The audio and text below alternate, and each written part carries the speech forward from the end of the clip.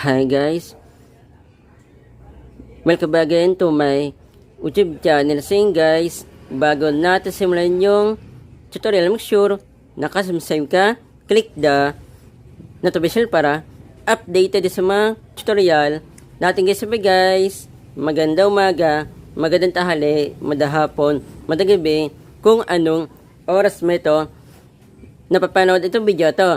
Meron po sa inyo guys na share po na about po sa internet guys. Meron ka bang wifi po sa bahay po nyo? Nababagalan po kayo?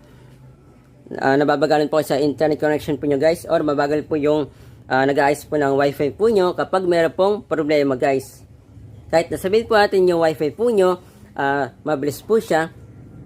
Meron po kasi guys na i-share po. Ano ba yung magandang internet po na pang wifi guys sa buong Pilipinas guys? Ito po yung recommend ko po sa inyo. Ito nga pala guys, magpapalit na po kami ng wifi. Bago ko po sa inyo sabihin po yung recommend ko po sa inyo, magpapalit na po kami ng wifi. Ang load po nito guys 699 po. Yun po yung piling SIM lang po sa Smart Torrent Texan. Napakaswerte po nyo kung meron po kayong ganun guys. Kasi po, ito po, nagkaroon na po siya ng capping.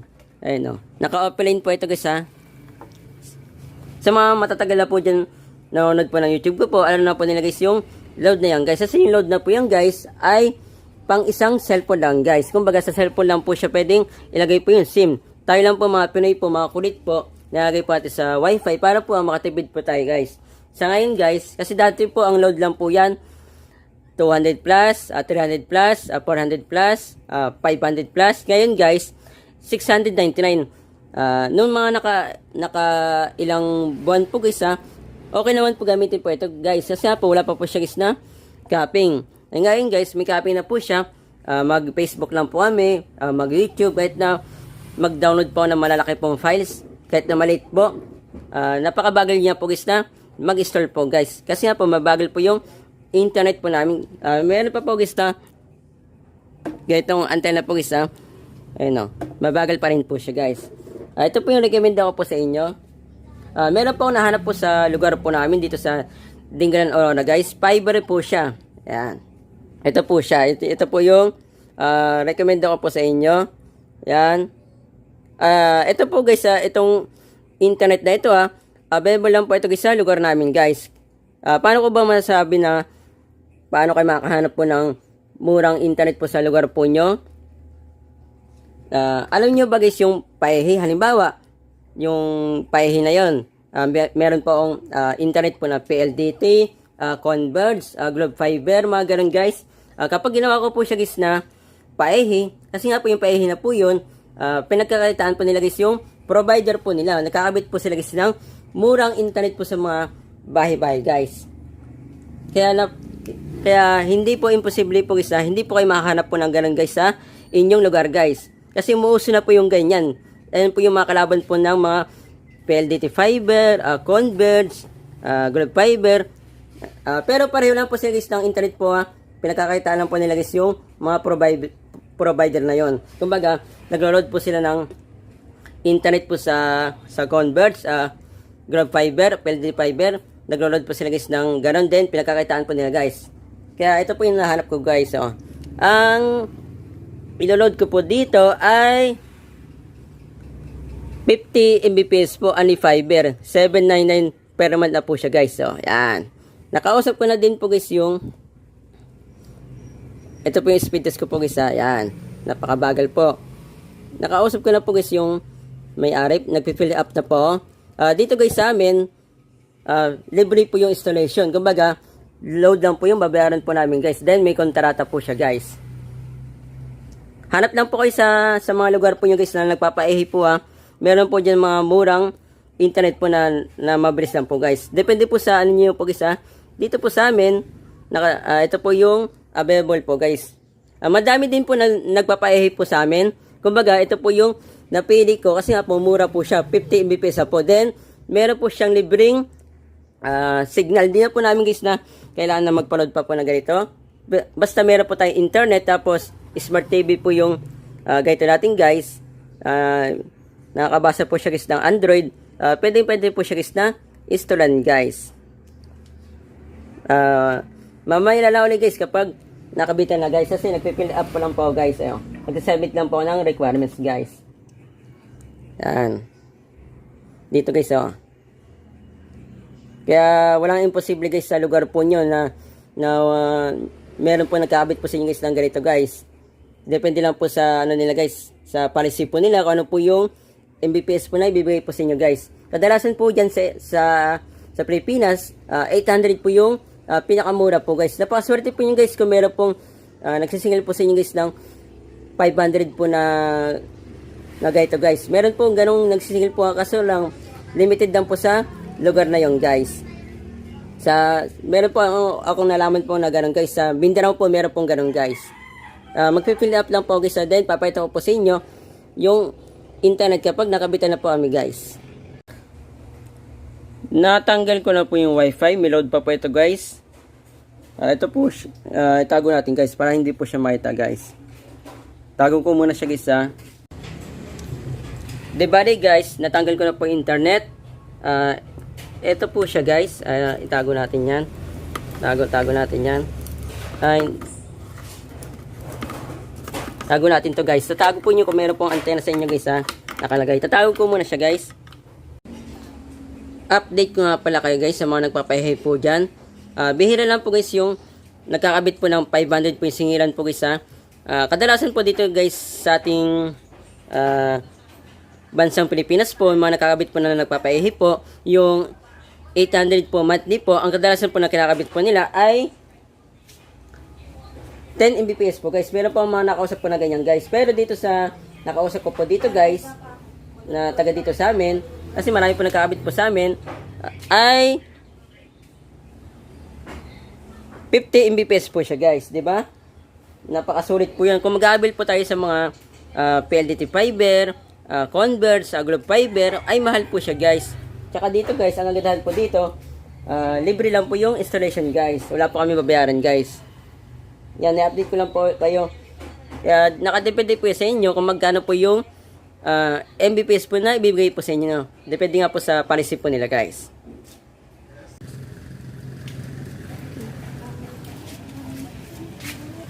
Ayun na po sila guys. Kakabitan na po kami ng internet. Ito na po siya. Buksan natin kung anong wifi ito. Yan, baka kasi mabasa eh. Ay, ito. Yan.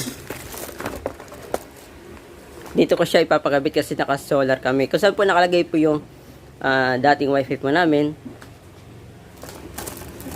Siya po yan guys. Dito pa namin ilagay dyan.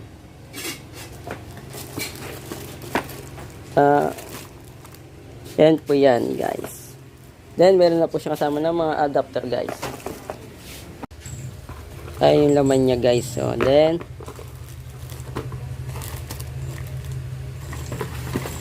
wala lang siya kasama na LAN cable. Pero sa kanila po wala pong kasama itong LAN cable ha. Pero kung bibili po tayo guys ng mga ganito sa mga online, meron po siya kasama na LAN cable guys. Ayan.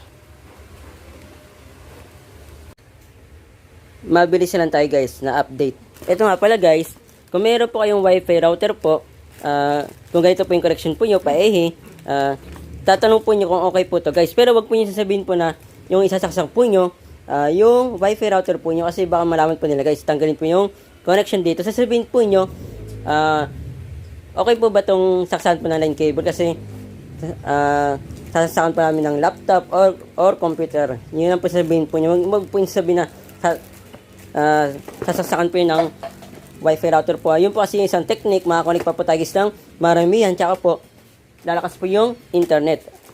Binibilisan ko lang po yung salita ko po guys, diba? Kasi malaman po nila guys na lalagyan ko po ng wifi router guys. Malapit na guys matapos yung internet. Ayan o. May kinakabit-kabit lang po sila guys dito. Ayan o. Layo kasi na dun yung ano eh, nutbox sila eh. Ayan. Then, check na po nila yung internet. Ayan. Mamaya na ulit guys kapag okay na po yung internet. Eh, buksan mo yung mata. Napakabilis guys ng internet namin, oh. Naikabit na yung wifi. Kagandahan po dito kala kuya, hindi po sila pinagbabawal po yung maglagay po ng router. Kasi po yung ibang nagpapaganito, bawal po yung wifi router guys. Tapos ang kagandahan po dito, inopen po nila yung lahat ng LAN cable.